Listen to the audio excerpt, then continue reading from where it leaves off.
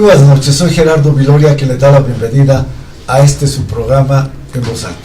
Una vez más, como todas las noches que tenemos el privilegio de transmitir hacia ustedes, nos acompaña un personaje,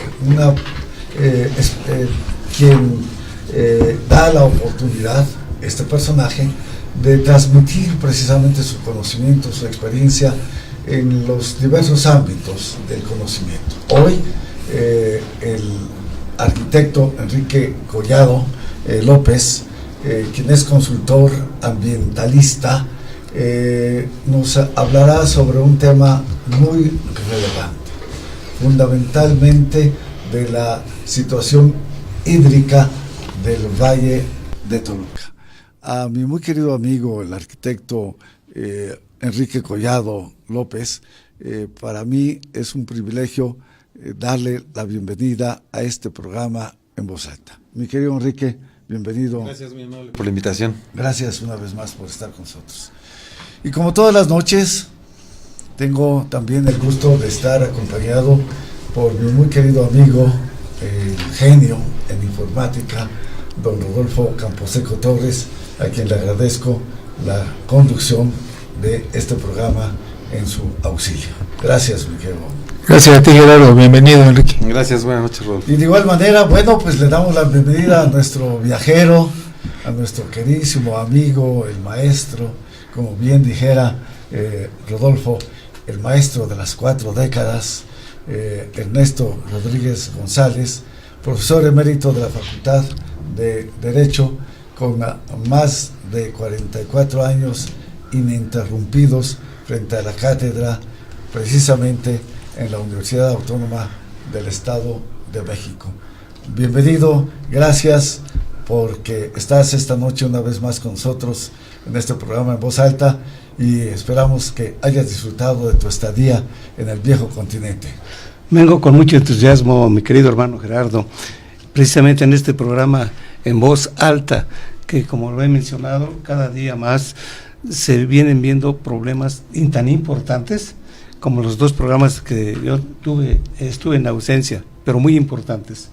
2 libros que se presentaron, importantes en razón de que hay la posibilidad de que se analicen, se dé su punto de vista y podamos conocer el resultado de las personas que pueden dar su opinión.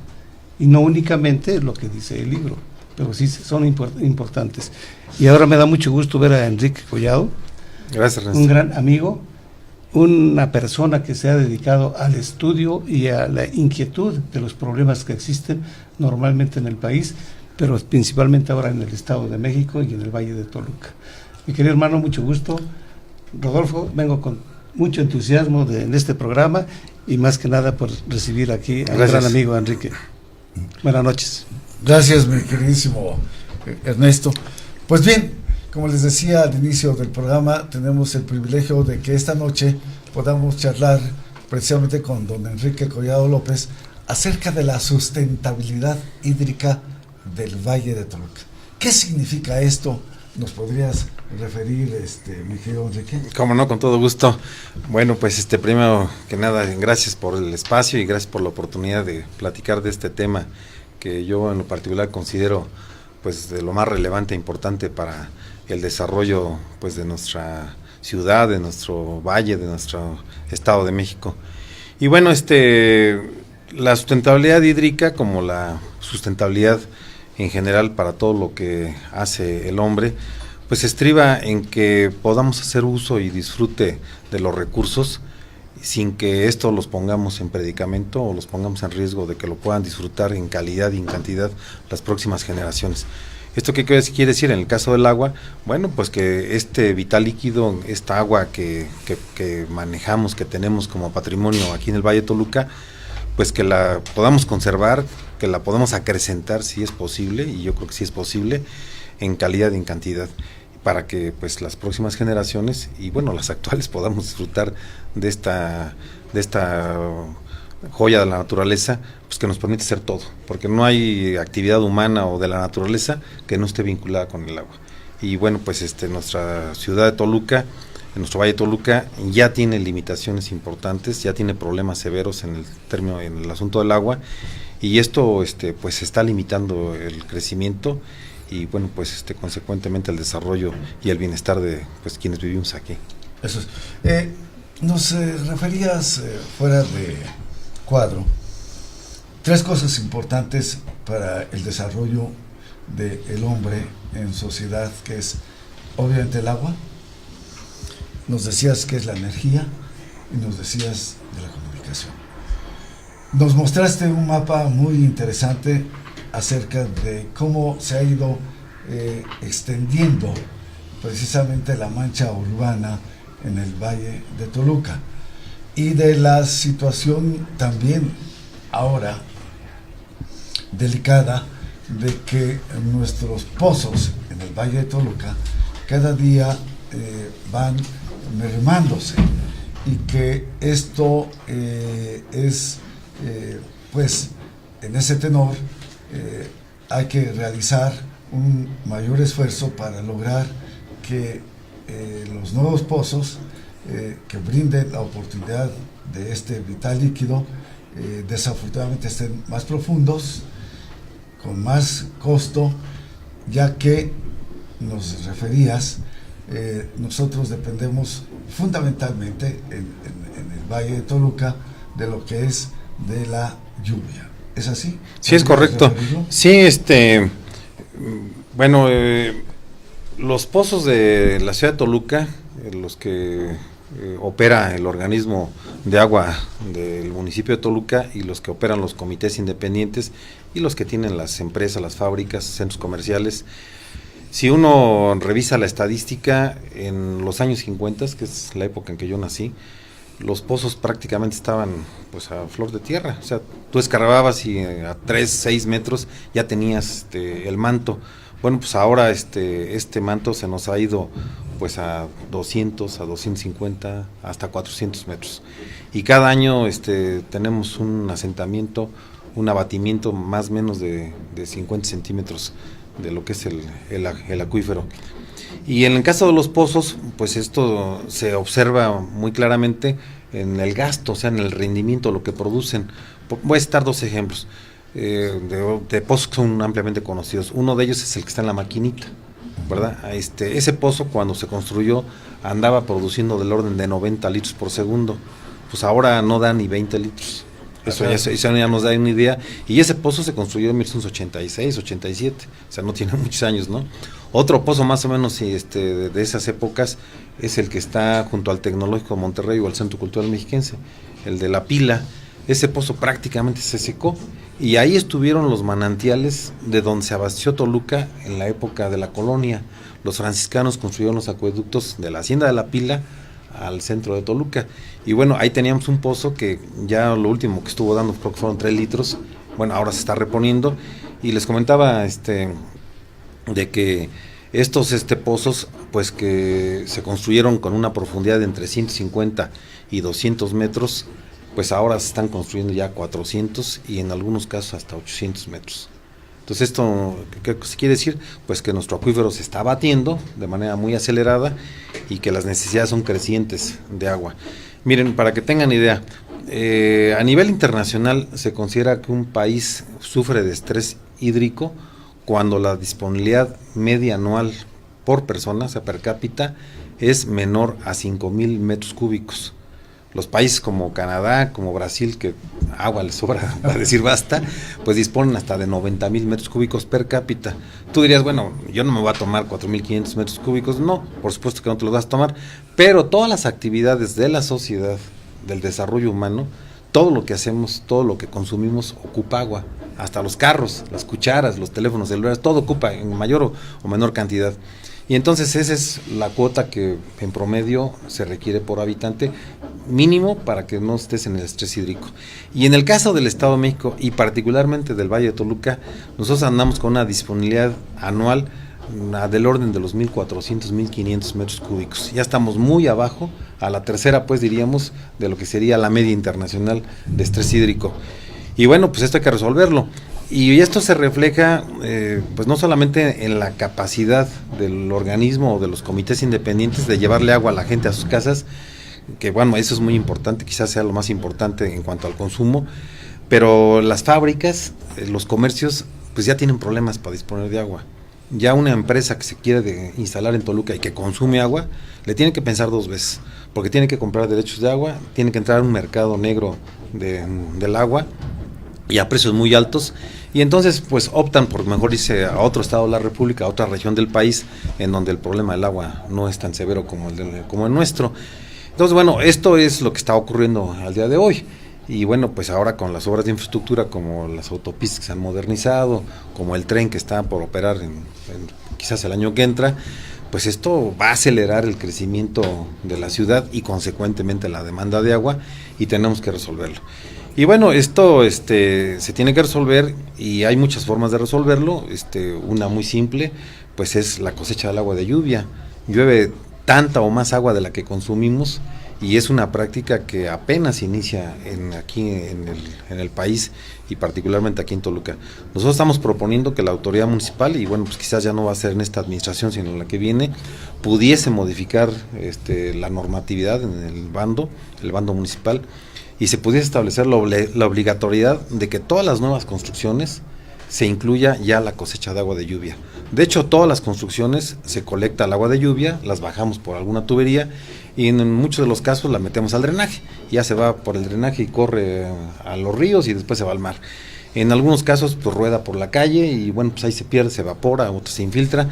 Pero aquí lo deseable es que se tenga ya un diseño en todas las construcciones para que todas cuenten con pozos de absorción o cisternas de almacenamiento. Ya aquí en el caso de Toluca hay ejemplos, por ejemplo, centros comerciales como Galerías Toluca o Galerías Metepec. Si ustedes van ahí al estacionamiento, pueden observar que la tubería dice agua pluvial, agua sanitaria, y esa agua pluvial va ya a un pozo de infiltración. O sea, prácticamente el 100% del agua que llueve en estos centros comerciales se infiltra al acuífero. Y bueno, eso es lo que estaríamos provocando, porque tendrías una rehidratación del acuífero y también el almacenamiento. Y luego hay otras cosas, por ejemplo, Toluca tiene 14 plantas tratadoras, 2 muy grandes, que es la Toluca Norte y la Toluca Oriente.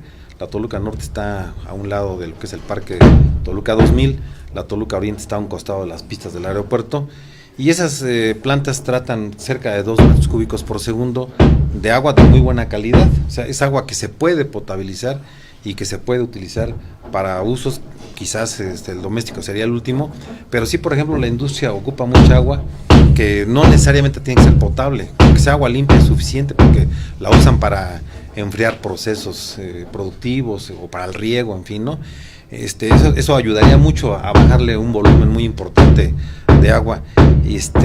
La otra, bueno, tenemos 43 cuerpos de agua, bueno, o sea, presas o pequeños bordos, con superficies que van de 5 a 20 hectáreas, que también son una capacidad muy importante de almacenamiento, nada más que tenemos que cuidarlos, tenemos que evitar que se contaminen.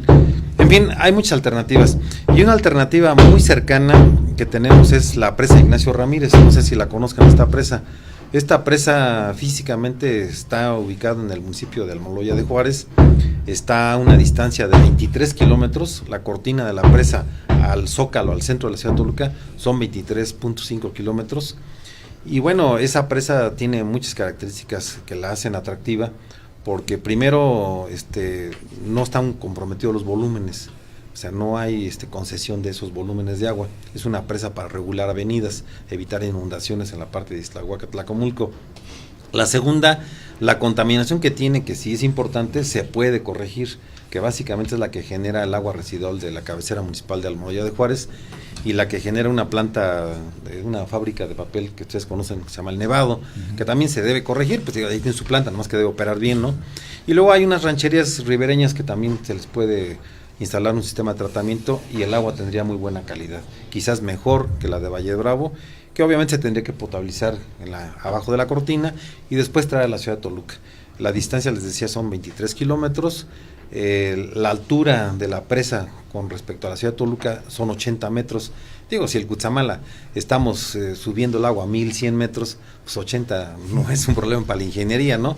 Y luego la otra que también es muy importante, que el derecho de vía por posiblemente se pudiese traer los ductos para el agua, pues esto es muy sencillo, relativamente sencillo, porque la vía del ferrocarril pasa prácticamente a metros de la cortina, y el sistema Cutzamala también pasa a metros, y la autopista Toluca-Tlajumulco pues pasa a metros. Entonces yo creo que es otra posibilidad amplia. En fin, hay alternativas, pero sobre todo algo muy importante, que es que tenemos que generar una cultura del agua en la sociedad, que desafortunadamente no está desarrollada, que tiene que ver con 3 cosas básicamente, en mi opinión. Uno es el del uso eficiente del agua, el ahorro del agua, no desperdiciar el agua, ¿verdad? Hay una idea equivocada de que pues, el agua es gratis y que es de todos y que no debemos pagar por ella. Yo creo que eso es un error.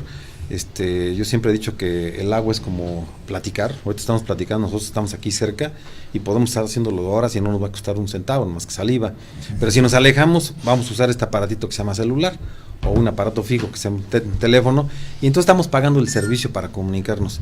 Igual pasa con el agua. El que te llegue a tu casa, el que desalojes el agua sucia de tu casa, el agua servida, el agua ya utilizada, cuesta. Y todo lo que estás pagando es el servicio, que te lo lleven del pozo, que te lo lleven del manantial a tu casa, y que saquen el agua sucia de tu casa y que la lleven a un lugar donde la traten. Eso es lo que se cobra, y la gente debe entender que eso debe pagarse. Entonces, primero, en cuanto a cultura del agua, pues es el uso eficiente, el ahorro del agua, el uso inteligente del agua. El segundo, el pagar el servicio del agua. Y una cosa muy importante, la tercera, es no contaminarla. Somos muy dados a aventarle el aceite después de que cocinó la señora, pácatelas todo el aceite al fregadero, o si compramos thinner para pintar una puerta, lo que nos sobró pues a la coladera, y espérate, así no debe ser, porque ese poquito thinner, ese poquito aceite contamina miles de litros, y echamos a perder el agua. Entonces sí debemos aprender estas cosas, y esto yo creo que es lo más importante de lo que debemos desarrollar. Rodolfo. Sí, buscando en internet información relacionada con Enrique, veo un artículo que se publicó en el diario Milenio del Estado de México, y el título dice: Río Lerma, una cloaca enorme y maloliente. Ahí entrevistaron a un investigador de la UNAM y de Stanford. El doctor Gerardo Ceballos. Efectivamente. Bueno, en ese haces mención a que en la cuenca del río Lerma, alta del río Lerma, se localizan alrededor de 2.500 industrias. Es correcto. Pero algo que a mí me llamó la atención es lo siguiente. Dice el comentario: técnicamente los primeros 15 kilómetros del río están muertos biológicamente. Ahí se vierten más de 425 millones de metros cúbicos de aguas negras, domésticas e industriales, anualmente, reseña el ambientalista y consultor Enrique Collado López. Esta plática ya estaba programada con anticipación, no es que se consultó una esfera mágica y dijimos se va a inundar aquí, se va a desbordar el río Lerma en la parte de San Mateo Atenco, ¿no? Entonces, siempre me he preguntado por qué, si el Estado de México tiene infraestructuras hidráulicas, etcétera, suceden estos acontecimientos. Hace aproximadamente casi un sexenio, en la administración del licenciado Arturo Montiel Rojas, yo participé apoyando a gentes en esas comunidades, ayudándoles a transportar sus cosas. Trabajaba en el gobierno del Estado de México. ¿Por qué la historia se repite? ¿Qué está pasando? O sea, ¿qué sugieres tú para mejorarlo, mi querido Enrique, y sin comprometerte? Pues mira, yo creo que lo que hay que hacer es primero respetar el agua. Dicen que el agua tiene memoria y que no se le olvida los cauces, por dónde debe caminar y dónde debe almacenarse o dónde se deposita. Y bueno, aquí lo que hemos hecho es que hemos desarrollado parte de la ciudad o de los municipios ribereños a las ciénegas del Lerma, en donde antes eran zonas inundables. Mira, en este asunto de Lerma, que también es un tema que nos interesa mucho y que estamos trabajando en él, en algún momento me puse a trabajar y a investigar los antecedentes del por qué se fue desecando las ciénegas. Casi todo el mundo tiene el recuerdo muy reciente de que fue cuando se llevó el agua a la Ciudad de México a través del sistema Lerma, que entra el agua por ahí por el canal de Tarasquillo, de Analco, ¿no? Y esto fue en los 50s. Pero no, es más atrás, en el archivo histórico del agua, que está en la calle de Valderas, en la Ciudad de México, ahí me encontré un documento muy interesante de cuando el general Rivapalacio vino a gobernar el Estado de México, a mediados del siglo antepasado. Y entonces, palabras más, palabras menos, dice el general Rivapalacio, que le daba gracias a la divina providencia el de poder llegar al Estado de México a gobernarlo, ya con la experiencia anterior de haber sido el responsable de la Junta de Desecación de los lagos del Valle de México. Y entonces ya el general ya venía entrenado pues para secar el Valle de Toluca, y así lo expone ante la ciudadanía, de que esas inmundas y putrefactas ciénegas había que secarlas y con ello dar paso al progreso, a la agricultura y a la ganadería. Y esa fue la apuesta. Durante más de 100 años pues se dedicaron a hacer todo lo posible por secar las ciénegas, porque pues, las consideraban como algo inútil, y bueno, dar paso pues a lo que se presumía que iba a ser un gran desarrollo, ¿no? Y lo cierto es que el agua cuando llueve, pues ahí vuelve a almacenarse, ¿no? O sea, el río como lo conocemos, cuando cruzas la carretera México-Toluca, ese no existía, ese es un canal, es artificial. Un río no es así. Tú sabes que un río va adquiriendo un curso y va haciendo sus médanos, pues de acuerdo a la topografía y a lo que encuentra de accidentes geológicos, ¿no?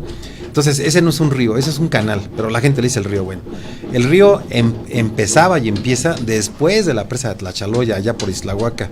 O sea, la zona inundable era de más de 40,000 hectáreas y ahora apenas quedan 3,000 hectáreas. Entonces, cada que llueve, pues esas 40,000 partes la recupera la naturaleza y te inunda.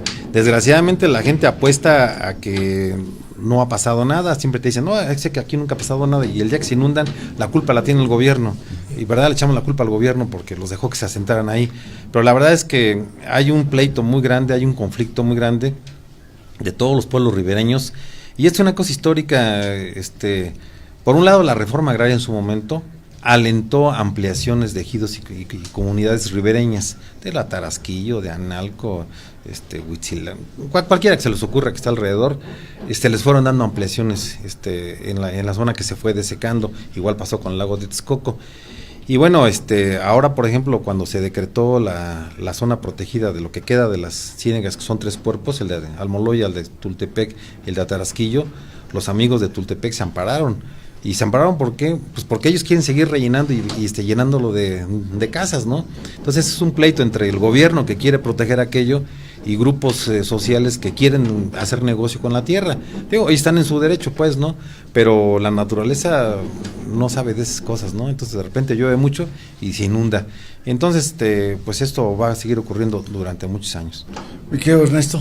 Sí, he escuchado, Enrique, con toda atención tu criterio y tu forma de pensar, que es correcta, porque tú has tenido experiencia como arquitecto en lo individual, y también has tenido experiencia en las instituciones, en la Secretaría de Reforma Agraria, en Gobernación. Todos son los problemas que se conocen institucionalmente y en forma particular.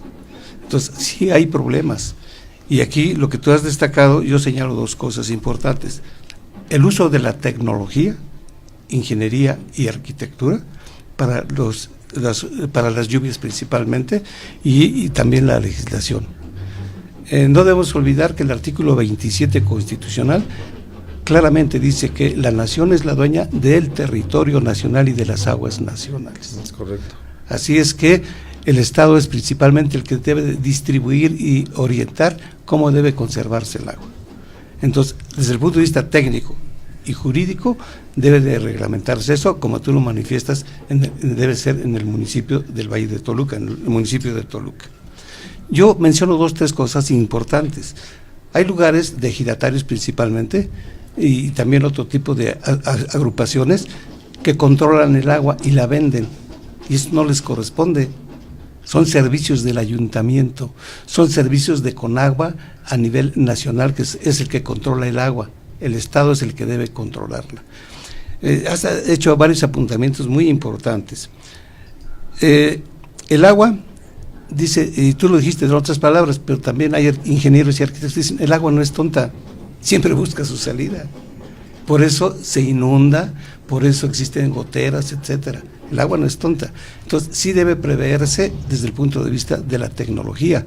Y aquí es muy importante, si decimos el agua es vida, el agua es salud, sí, pero también el agua, cuando es en abundancia, tiene problemas. Las inundaciones, y hay muchos muertos, entonces debe preverse esa situación. Tú lo has señalado con toda corrección, y creo que se debe considerar esa situación desde dos puntos de vista: tecnológico, o la tecnología de ingeniería y arquitectura, y la legislación que debe reglamentar de acuerdo con los intereses importantes tecnológicos de ingenieros y los arquitectos, para decir cómo debe conservarse el agua y qué debe hacerse con el agua de lluvia. Yo creo que es muy importante eso, lo has apuntado muy bien, yo te felicito, y de verdad que estos dos aspectos se tienen que ver, es mi punto de vista. Muchas gracias. Rodolfo. Sí, yo la verdad estoy bastante sorprendido que a una altura de más de 3.000 metros sobre el nivel del mar nos inundemos. En Tabasco, mi tierra, existen dos ríos: el río Usumacinta, que nos queda muy lejano a Villahermosa, pero por ahí pasa el río Grijalva. El día, en 1997, cuando aparecieron las notas de las inundaciones en la administración del nefasto Vicente Calderón, hubo problemas porque mandó a desahogar las presas Peñita, que es una hidroeléctrica, y el desfogue fue superior en más de 3 veces a lo que tenía, por eso se inundó Villahermosa. Porque la famosa laguna, que nosotros llamamos laguna seca, que prácticamente laguna es por decirle un nombre, era un arroyito ahí, se subinundó, y la capital del estado de Villahermosa se inundó en la parte céntrica. Ahora, el mal manejo de esa presa generó ese problema, pero no vayamos tan lejos. Donde nació nuestro presidente electo, ahí en Macuspana, cerca de Nacajuca. Nacajuca está a 10 metros bajo el nivel del mar y no se inunda, porque tiene equipos hidráulicos para desahogarlo cuando llueve en abundancia.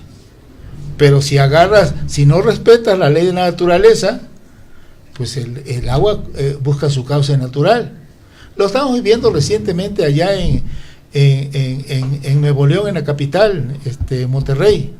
Se inunda por donde pasó el Gilberto, ahora vuelve a llover y por ahí se va, y siguen creando pistas de patinaje y todo lo demás. Hay que respetar la naturaleza, esa es la ley de la vida, ¿no? Sí, el río Santa Catarina, mucha gente durante muchísimos años siempre lo vio seco, ¿no? Hasta que un día llovió y se dieron cuenta que por ahí pasaba agua, ¿no? Y ahora está lloviendo igual. Sí, bueno, tú comentabas, Ernesto, de los comités independientes. Sí. Creo que es muy importante comentar este asunto.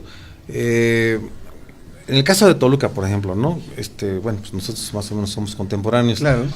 Tú te recordarás que pues los 24 pueblos estaban aislados de Toluca. Tenías que recorrer zonas agrícolas para llegar a Capultitlán o para llegar a cualquiera, ¿no? Con mucho tiempo. Pero fueron absorbidos poco a poco por la zona urbana.